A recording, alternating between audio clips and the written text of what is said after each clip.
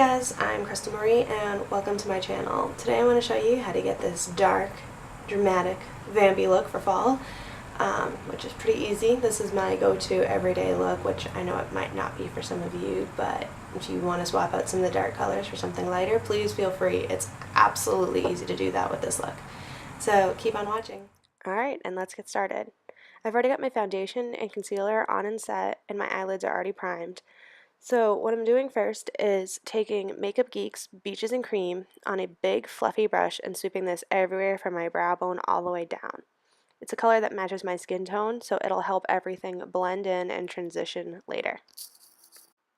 Alright, so the next step is to take a very flat, very stiff, dense packing brush, and I'm using Tempera from the Anastasia Beverly Hills Modern Renaissance palette for this. And I'm just putting this all over my lid. It does not need to be neat or clean at this point at all. You can bring it as high up into your crease as you want and just be messy with it. Just make sure what you want to focus on is getting it as opaque and as bright in the inner corners as you want it to be. And you also want to kind of sweep it down further into your inner corner and a bit under your inner waterline and your inner lash line, which you can see I'm doing right here. And again, it does not have to be neat. Just make sure you get it all up in there as bright as you want it. I tend to like mine pretty bright, which is why I'm going in with so much. Alright, now that we've got our eyelids as bright as we want, the next step is to take a less dense but still a packing brush, not as stiff, and I'm using Blackout from the Urban Decay Naked 2 palette, and we're going to focus this on our outer V, bringing it up into the crease. You might want to do your foundation second and your eyes first if you're not as comfortable using blacks, because there certainly can be a bit of fallout with this look. Once you've got the black in your outer V, you're going to bring it down under your lower lash line about 3/4 of the way in. And again, you don't need to focus on being pristine and clean at this point. You just want to get that black in there. You also might want to start lighter and build up the darkness as you go, which I tend to do, especially once I begin blending. After that, the next step I'm going to do is take a clean doe foot brush. There is absolutely nothing on this brush whatsoever, and I'm just going to start rubbing back and forth in windshield wiper motions on that black we put down. It's going to kind of fade the black out a bit, so it's not going to be as intense, but we really just want to soften that line first. That's the main focus on this point, is just soften that black line, make it really pretty, really smoky, because ain't nobody want harsh lines on their face. You may find that you need to go back and forth with that clean brush and adding some more black in to get it as dark as you want, which you can see I've done here. Once I have that as dark as I want it to be, I'm going to take Warm Taupe from Anastasia Beverly Hills on a big fluffy blending brush. And I'm going to add this as my transition and blending color. So I'm going to focus it heavier on the black at the outer V and bring it all the way into my inner corner, because I just like having a big blown out smoky look. You want to make sure that there are absolutely no harsh lines from where that light color and that black lay on your lid, and especially working upwards, we want it to get lighter and lighter and softer and softer. And we are going to blend and blend and blend, and when you think you're done, you're going to keep blending. You're going to use big windshield wiper motions, and I also sometimes use small circular motions, especially on the outside, just to make sure that I get that super soft look that I'm looking for. I like to have my outer corner of my eye to be a little bit darker, so I tend to focus the brown and the taupe more there, and just keep going. As you can see, put on some music, get comfortable. Your arm might be a little sore after this, but I can promise you it's going to be completely worth it. Once we have our top lid as blown out and as smoky as we like, we're going to do the same exact thing on our bottom lid. On a pencil brush, I'm using the same Warm Taupe, focusing it heavier on the outer portion of my lower lash line and getting lighter as I go in. And we're just going back and forth, blending and blending, and blending some more to get rid of any of those harsh lines that may be underneath our lower lash line. Now that we've got all the colors we're going to use down, the next step is to just finish it off and make sure that everything is blended together. I'm using that same doe foot brush from before just to make sure the Blackout and the Tempera are blended nicely and transition nicely on the lid.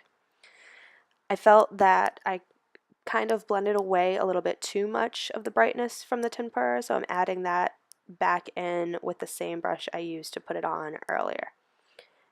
The point is we want to keep it nice and bright on the inside and dark on the outside. And I'm just going over all of the edges again with that warm taupe because I like to make sure that there's nothing harsh on my face. The final step I'm going to do is take that brush I used with Beaches and Cream earlier and just go along the whole perimeter of my eye to make sure everything is blended in smoothly and seamlessly. What I'm going to do now is tight line my upper line with the Ulta gel liner in Blackout. I find that this is a great gel liner for the price. And then my waterline, I'm going to use the Rimmel Scandaleyes in Nude. And the next time you'll see me, you will see me with mascara and my liner done. And here we are. Apparently, I did my brows too. So what I'm doing is taking a flat contour brush and I'm using the Too Faced Chocolate Soleil bronzer to just carve out my cheekbones. I'm not making this a super sharp contour, but I definitely want to get that darkness deep in there first, because afterwards I am going to go over it again with a bigger, fluffier brush, which I am doing right here. I am using an angled blush brush. I think it's a blush brush. It's just an angled face brush pretty much. And I'm gently dabbing it back into that Chocolate Soleil bronzer, and I'm going to brush it over where the contour I laid down first was to blow it out. And then I'm just going to bring this around the perimeter of my face, under the chin, basically hiding anything that I want to hide. That's why we all use bronzer, isn't it? Using that same bronzer, I'm going to take a smaller, softer, flat brush and I'm going to contour my nose. I like to contour my nose by bringing it down the bridge of my nose, doing just the tip of my nose, and then a little bit on the sides. Nothing super strong, super harsh. On most days I tend to use powder contour and not creams, as you can see. Just making sure to slim down my nose a little bit. I also like to bring it under my bottom lip just a tiny bit. And then with a pointed, big, almost fluffy face brush, I'm going to just brush out all of those harsh lines and blend that in. Because everybody loves a nose contour, but nobody wants to see a nose contour. The next step I'm going to do is take Becca's highlighter in Opal on a big fluffy brush and put that all over my cupid's bow. It's one of the spots on my face that I love to emphasize, so I want that as bright as possible. And then I'm going back and forth for some reason. On a blush brush, I am using the NYX Ombre blush in Strictly Chic, focusing it mainly on the apples of my cheeks and then bringing it upwards almost to my hairline, blending it in with my contour. This peachy color is so pretty and so soft that it just emphasizes that contour and makes my cheekbones really, really defined and stand out. Now to my favorite part, the lips. There's something about doing my lips that makes me just feel so happy and so confident. I'm lining my lips with the NYX Matte Lip Liner in Club Hopper, which is this beautiful, dark fall color. And I'm going to, again, focus this on my cupid's bow to get that sharp cupid's bow defined that I love. My cupid's bow is naturally pretty defined. I draw an X on my top lip and then begin drawing down the sides just to make sure that it's as crisp and clean of a line as possible. So the only time I want harsh lines on my face is around my lips because I cannot stand when my lipstick feathers. It is one of my biggest pet peeves. Oh. Now that my lips are aligned, we're going to fill them in with my favorite lipstick of all time, Jeffree Star's Unicorn Blood. The formula on these are amazing. They don't leave your lips feeling that tight, dry, flaky feeling. They're so pigmented too. Every time I wear them out, someone compliments me on them. And the applicator is pretty nice that you don't need to line your lips to use these. I just wanted that darker edge.